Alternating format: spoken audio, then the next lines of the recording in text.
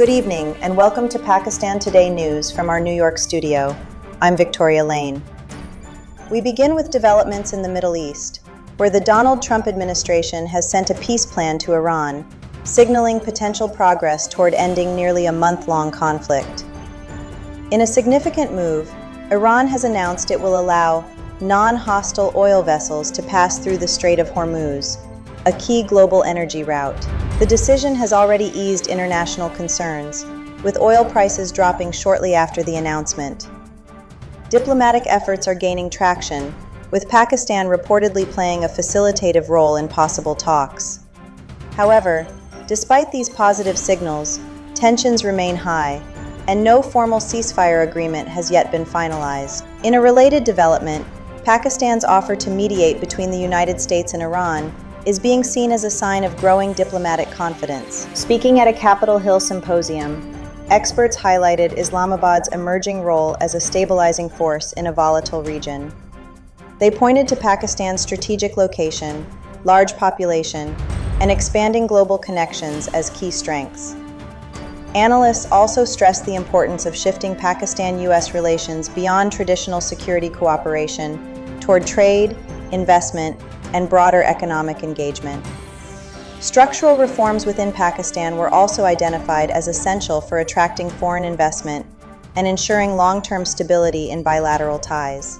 Pakistan has now formally offered to host crucial talks between Washington and Tehran. Prime Minister Shehbaz Sharif proposed Islamabad as a neutral venue, following reports that the United States requested Pakistan's involvement after weeks of quiet diplomatic engagement. Sources indicate that Pakistan has maintained continuous communication with Iranian officials, while countries such as Qatar and Turkey are also supporting efforts to ease tensions. However, participation from both sides has yet to be officially confirmed. For more on this, we go to our Islamabad correspondent, Sarah William. Thank you, Victoria. Here in Islamabad, officials are cautiously optimistic about Pakistan's role in facilitating dialogue between the United States and Iran.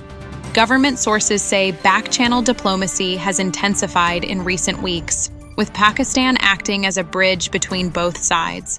Analysts believe hosting such talks would significantly elevate Pakistan's global diplomatic standing. However, challenges remain, particularly in securing formal commitments from Washington and Tehran. For now, Islamabad continues its efforts to bring both parties to the negotiating table. Thank you, Sarah, for that update. Meanwhile, Pakistan has joined 7 members of the United Nations Security Council in strongly opposing Israeli settlements and any annexation of Palestinian territory. Speaking at a joint statement in New York, participating nations warned that forced displacement of Palestinians violates international law and undermines peace efforts. Pakistan's UN envoy emphasized that any changes to the status of occupied territories, including East Jerusalem, threaten the prospects of a just and lasting resolution.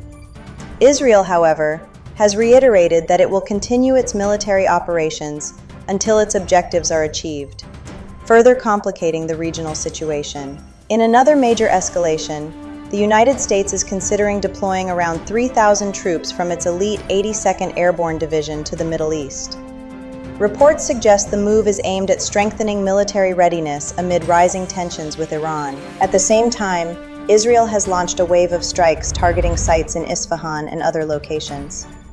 Iran claims that a projectile struck its Bushehr nuclear facility and has warned of serious consequences. Drone attacks have also reportedly hit Tel Aviv, including Ben Gurion Airport, marking a sharp intensification in hostilities across the region. Turning to regional peace efforts, clerics from Pakistan and Afghanistan have jointly appealed to both governments to extend the current pause in hostilities, initially declared for Eid al-Fitr, until Eid al-Adha.